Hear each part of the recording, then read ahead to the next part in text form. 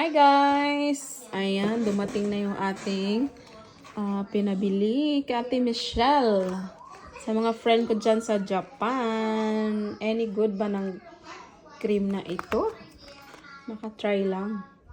So, nagpabili ako ng 3. At saka, nagpabili ako nito guys.